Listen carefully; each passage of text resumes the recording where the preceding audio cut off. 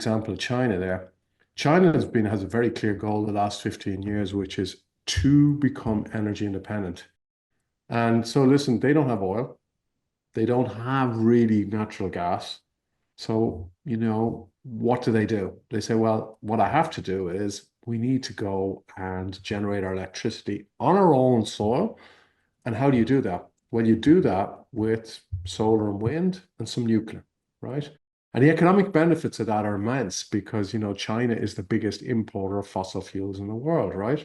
So if you can reduce that, has a big impact. And secondly, also from a geopolitical point of view, it's also very, very important. Again, I would say the exact same thing if I'm looking at it from the European perspective as well, right? So that's what I say about electricity. I would also make a point is that we're moving into an era of abundant energy. So if we went back here and 1970, we sat here, we'd be talking about peak oil production. And Hubbard's curve was the famous name for it. Well, guess what? We're not talking about peak oil supply anymore. We're talking about maybe peak oil demand, right? That's quite interesting. Peak oil demand. Why are we talking about peak oil demand? Well, the reason is because you're electrifying transport, right? So the more you electrify transport, guess what? Demand for oil stays weak.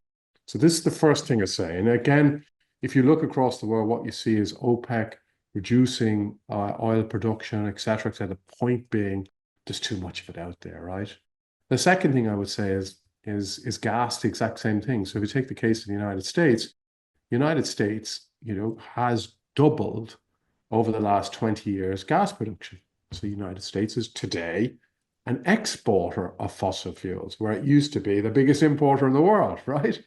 Now, the biggest issue with natural gas is it's difficult to transport, right? So you have to either put down a pipeline, which takes a long period of time to build, or the second thing is you put them into ships. And that's, again, requires infrastructure, et cetera, et cetera. And what we see is lots of natural gas, but inability to transport. But that's been sorted in the next few years. So we're going to also see a period of, too much natural gas globally. And I'm not talking about locally, I'm talking about globally, right? We're also moving into an era of too much electricity. Now, why do I say too much electricity? It's not all day. It's certain times of the day. So what this shows is a typical weekend in Germany or in Europe over a weekend. What you see is minus prices, right across the continent. Now, what's a minus price? Minus price is I pay you to take my electricity. I'm paying you. Right? There's so much overproduction in the system that I'm paying you to do it, right? And again, it's not just in Europe. This is also happening in certain of the states in the US.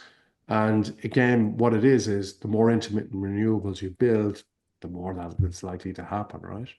Now, what I would say to you is that we are at the start of a new industrial revolution, and it's radically going to change our world. And I will make a point, if you look at the first industrial revolution, what you had was coal and a steam engine. Okay, the second industrial revolution, you had oil and the internal combustion engine. Okay, you need a technology and you need an energy source, right? Now, I'm saying we're at the beginning of another one now. So let me talk a little bit about what that is, right?